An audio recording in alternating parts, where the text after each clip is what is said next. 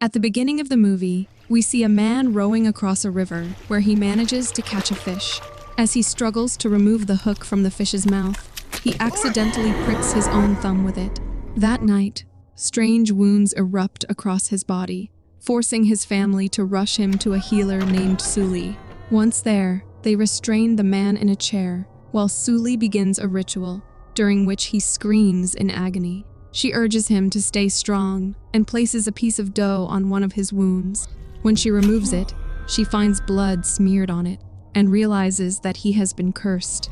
Suli inserts her finger into the wound and pulls out a fishhook from inside his body. She begins chanting to lift the curse, but at the same time, a shaman is shown casting one on him elsewhere. Instead of recovering, his condition worsens as more hooks rip through his skin, bursting from his wounds and making him scream in agony until the scene abruptly ends. Like, comment, subscribe to Recapss Horror. The film then shifts to a classroom where a student named Kim grows irritated at a couple flirting during the lecture. When the professor dismisses the class, Kim sharply scolds them for distracting her in lecture. Later, when she arrives home, she opens her refrigerator and is startled to find her friend Pa hiding inside to surprise her for her birthday. Pa tries to kiss her, but she pushes him away. He then confesses his feelings for her, but Kim brushes it off. Just then, they receive a call from Ta, who tells them about his father's death. The news also reaches their other friends, Ko, Ter, and Newt, who along with Kim and Pa, had once been part of the same school group. Though they hadn't reunited in years, they all decide to visit Ta and his family to offer their support. On the way, Kim recalls a flashback to their school days, when Ta had confessed his feelings to her in a love letter. She remembers how one day, after school, the group visited Ta's house. His stepmother Panner, who was also one of their teachers, brought them snacks. But soon Panner's real son Nong entered asking for money. She took him inside, and later, Pa explains Kim that Ta's relationship with his stepmother was not good. Back in the present, the group finally reached their destination. Ta greets them warmly at the station and notices Pa holding Kim's hand. He then takes them to the mausoleum where his father's ashes are kept. There, Ta reveals that his stepbrother Nong drowned on purpose, but he was blamed and sent to a strict disciplinary school. His devastated father later shot himself. Recently released, Ta has returned to arrange the funeral. Kim notices a man staring at the group, and his friends console him before heading to his house. As they make their way to Ta's house, the group comes across a commotion. The police are seen dragging away a tattooed man. This triggers Ta's memory of a street fight where he tried to protect his stepbrother, but was arrested instead. Later, Panner bails him out, only to punish him brutally, striking him with a stick and warning him not to corrupt her son. Ta bears the pain quietly until Panner insults his father, which makes him lose control. He talks back, but his father quickly steps in and pulls him away before he can retaliate. Later, while tending to Ta's wounds, his father pleads with him to respect Panner and Nong, at least for his sake. The next day after school, the group goes drinking without Kim. They notice a shaman, and Ko tells them he is very powerful. While drinking, they are caught by their coach, the same man cursed with hooks earlier. He scolds them and then touches Newt inappropriately. Ko immediately tries to fight back, but the coach beats them and orders them to bring their parents the next day. Next day at school, Ta sees Panner with the coach, secretly follows them, and discovers that they are having an affair. When he tells his father, Panner denies it, blaming Ta instead. Ta's father believes Panner and thinking Ta lied to destroy her reputation, slaps him in anger and leaves. Next morning, the group decides to steal a camera from school to record Panner and the coach during their affair. While filming, the camera signals low battery and the coach notices them, chasing the group. Newt falls and Pa throws away the camera's cassette. Later, the coach corners them in a classroom, threatening to call the police for theft. Newt immediately apologizes, but he asks what she will give him in return and begins unbuttoning her shirt. Enraged, the boys attack him, but the coach pulls out a gun, forcing them to freeze. He He threatens them with assault charges and at gunpoint sexually assaults Newt in front of the group. Later, the group visits a shaman to curse the coach in revenge. The shaman warns them that black magic is like riding on the back of a tiger. You never know when it will turn around and bite. He explains that once such dark magic is attempted, it will remain with them for the rest of their lives. Ignoring the warning, they agree to proceed. The shaman instructs them to bring the coach's birth date, a recent photo, a personal belonging, and soil he has stepped on. The group returns with the items. Before starting the ritual, the shaman warns them not to open their eyes until it is complete. He begins the ceremony, creating a voodoo doll, hooks a fish's mouth, and we see the coach screaming, connecting the scene to the beginning of the movie. Meanwhile, Panner is in the cafeteria, having lunch with her colleagues, when her scandalous video with the coach suddenly plays on a large screen. The next day, Ko informs the group that the coach is dead, and Pa asks not to talk about it.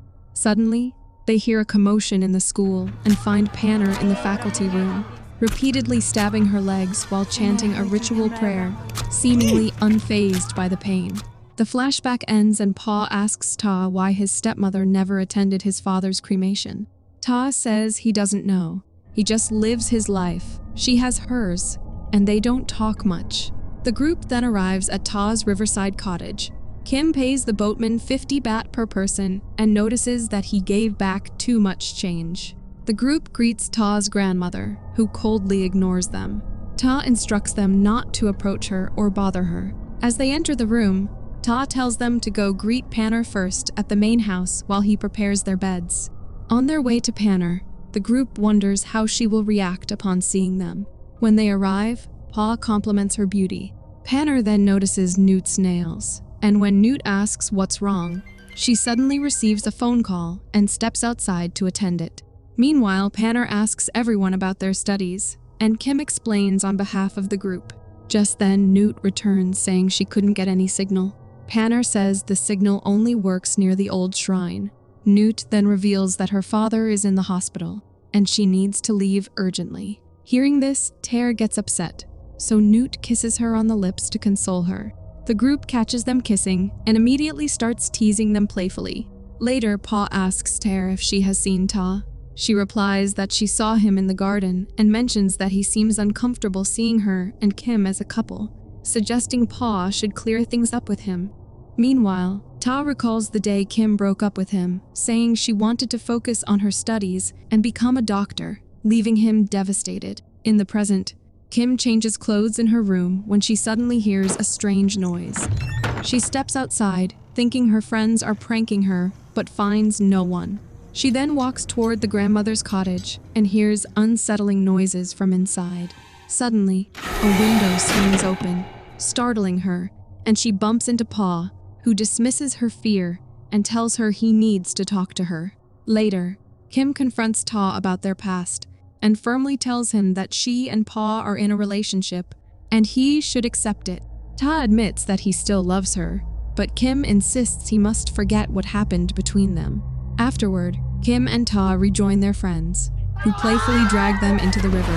While in the water, Kim suddenly notices bubbles rising beneath the surface and catches sight of a faint white figure. Startled, she tells the others what she saw, but Ko dismisses it and starts joking around. The scene then shifts to the group arriving at Panner's place, pleased by the smell of food. Panner tells them that the meal is specially prepared for them and insists they take it along. Meanwhile, Kim is seen playing with a cat. Pa asks why Panner isn't joining, and she says she's already eaten. When pressed, she admits that being with them makes her long to return to teaching. That night, Kim steps outside to feed the cat, but notices it running away. She follows, hearing strange noises, when suddenly a door slams open with a creak, revealing Ta's grandmother devouring the cat. Kim screams, and the others rush out. Ta quickly restrains his grandmother, who keeps muttering that she is starving. Shaken by what they witnessed, the group returns to the cottage. Ta reassures them, explaining that his grandmother is simply old and senile. Kim says she's been feeling something strange about this place since this evening. Meanwhile, Panner is seen applying lipstick. She says, "We have guests today. Mama must look nice, And you should clean up too. She changes her clothes, revealing strange symbols etched across her body.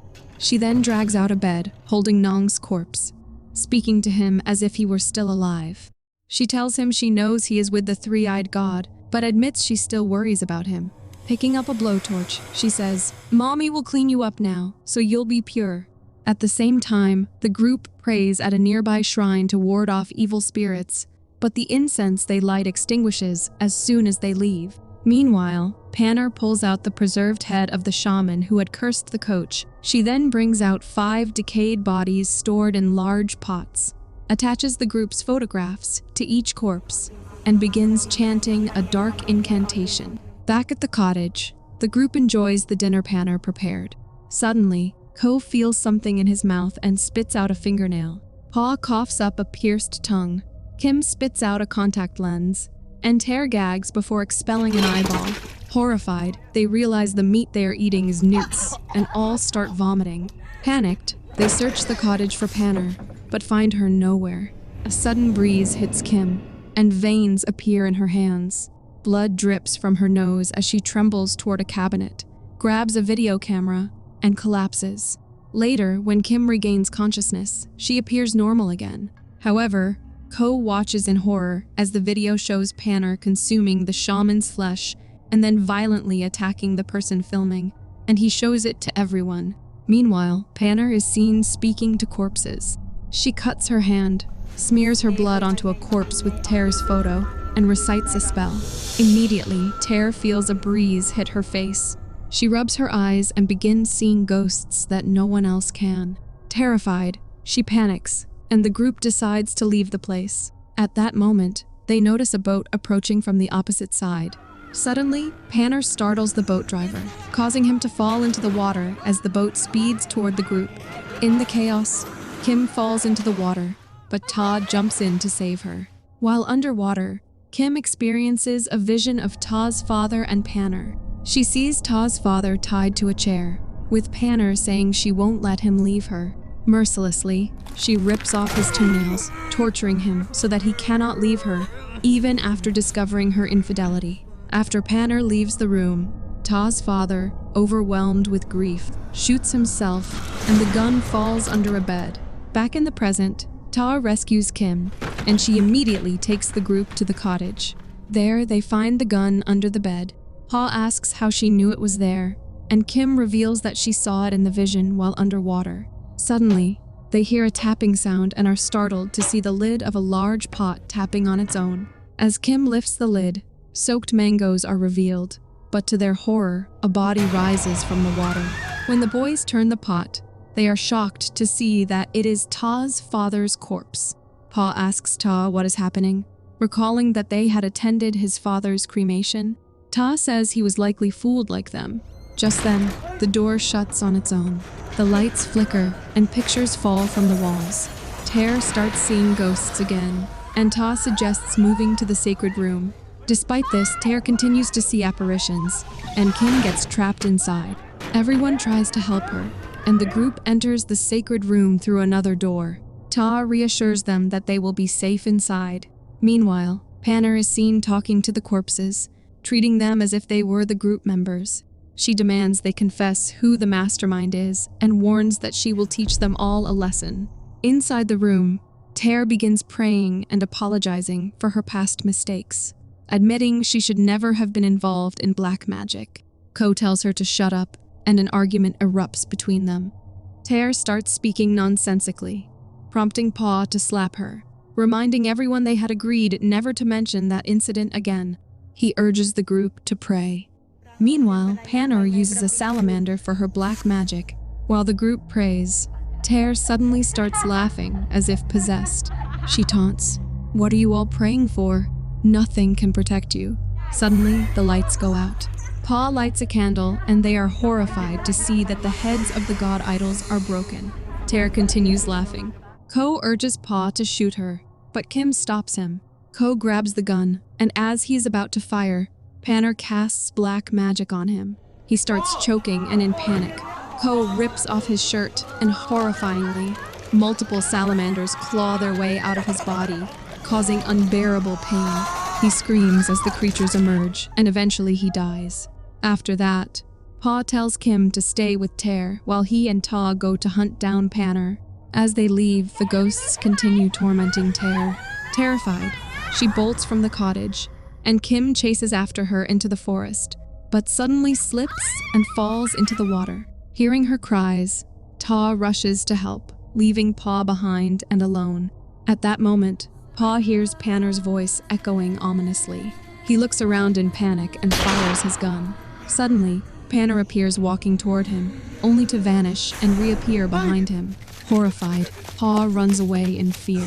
Meanwhile, Ta finds Kim and pulls her from the water, painfully removing a wooden stick lodged in her leg. He helps her to a safe spot, but since Kim can't walk, she begs him to go and help Pa. As Ta leaves, Ter arrives, trembling as the ghosts continue haunting her and whispering spells. Kim approaches her to comfort her, but in her blood-red, blurred vision, mistaking Kim for a ghost, Ter gouges out her eyes and blindly falls into a pot of boiling oil, fatally burning herself. At the same time, Pa returns and sees Kim crying, while Ter's head burns in the pot. He sits Kim down, but suddenly he starts seeing Panner instead of Kim, who provokes him to shoot her. Just as Pa fires, Ta intervenes and pulls Kim away. Pa yells, "I will kill her!" And as Ta escapes with Kim, Pa runs deeper into the forest. There, he stumbles upon Panner's hidden hut. Peering inside, he sees her performing a ritual. Suddenly, she appears before him. Panicked, Pa fires his gun and flees, tormented by eerie voices, until Panner's magic knocks him down. He screams in agony as his leg is injured. Meanwhile, Panner plucks teeth from a corpse. Her ritual tortures Pa, causing one of his teeth to fall out. Grabbing his face, she forces him to confess. "Admit we were lovers once." You're still watching? Good. Like, comment, and subscribe to Recapss Horror. And yanks out another tooth as he writhes in pain. Then a flashback reveals the past. Pa had lustful intentions toward Panner and to possess her, convinced a shaman to cast a love spell on her, which succeeded. But at the same time, his coach also had the shaman enchant Panner with a hormone spell, forcing her into a sexual relationship with him. When Pa discovered her affair with the coach, he turned Ta against Panner and publicly humiliated her by playing her video in the cafeteria. Consumed with spite, Pa then ordered the shaman to brutally torture Panner, causing her unbearable suffering. Desperate, Panner sought help from a healer, who told her there was only one way to break the curse cast upon her, by consuming the flesh of the one who cursed her. However, she warned that doing so could drive her insane, as all the black magic would flow into her. Panner still followed the advice. Back in the present, Panner asks Pa if he remembers. She says, "Don't worry. No matter how dirty your past is, I'll clean you up well." Pa tries to shoot Panner, but his gun is empty. Hearing spells and terrified, he begins confessing everything, admitting that he encouraged Ta and others to record Panner with the coach, that he cursed her, and that he forced an affair. He realizes he's confessing all of this in front of Kim and Ta, begging Kim for forgiveness and rescue. He is met with her disgust. She leaves with Ta, abandoning him. As they depart, Panner reappears, saying she won't let him die so easily. The scene cuts to Panner in her hut, performing a ritual. She ties him up and, ignoring his screams, plays music while declaring she will send him to the three-eyed god. But first, she must clean him up. She stabs him with a chemical to numb him, then pours boiling water into his mouth, causing excruciating pain. Chanting a spell, she uses a blowtorch to burn his legs while he writhes in agony. She wipes his scorched skin with a damp towel, peeling it away, and inhales the scent of his blood. Cut to Kim and Ta, now near a shrine. A phone rings.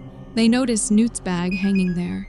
It's Newt's uncle calling to check on her. Back in Panner's hut, she has burned Pa's entire body, but refuses to let him die. She performs CPR and smiles as she senses his heartbeat. At that moment, police converge outside. Panner, holding a drill, declares that Pa is now clean enough and ready for his greatness. As officers break in, She smiles at him and drills Pa's head and is immediately shot by the police. The next day, Kim is taken in an ambulance and given CPR. She eventually recovers and is seen in the hospital. Her parents visit her, and after they leave, Ta comes to see her. Kim thanks him and suggests they give their relationship a chance, to which he agrees. Suddenly, Kim sees a news report about Panner and the bodies discovered by the police. Newt, Pa, Ter, and Co were all mutilated, and the last body found in the river was Ta's. Shocked, Kim realizes why the man at the mausoleum had been staring at them, and why the boatman had given her extra change. He had charged for only 5 people. Ta's spirit had remained with Kim after his death. Ta reveals that after graduation, he discovered something crucial. His father had recorded Panner eating the shaman's flesh. He says, "I wanted you to see what I have seen, to let others experience the pain as I have experienced it." He explains that Panner tortured everyone. His grandmother was locked up and starved to death, and he himself was brutally burned by Panner despite having done nothing wrong. He says he carried all the pain alone, and now needs others to share it. He emphasizes that Pa was not meant for you. The scene cuts to Kim's parents near their car when suddenly Kim falls from her hospital room to her death. Ta's burned hand holds hers as he whispers, "Do you remember? You always wanted me close." Then, in a flashback, we see Kim betting with her friend that she could make Ta fall for her in 7 days. Determined to win, she visits a shaman and asks for a hormone spell on Ta. The shaman warns her that once she taps into black magic, it will follow her to her death, but Kim agrees. She dies, and a voodoo doll, the one given to her by the shaman, falls from her hands, and with this, the movie ends here. Thanks for watching. If you enjoyed the chills, hit that like button, subscribe, and turn on notifications so you never miss a scare. Until next time, stay spooky.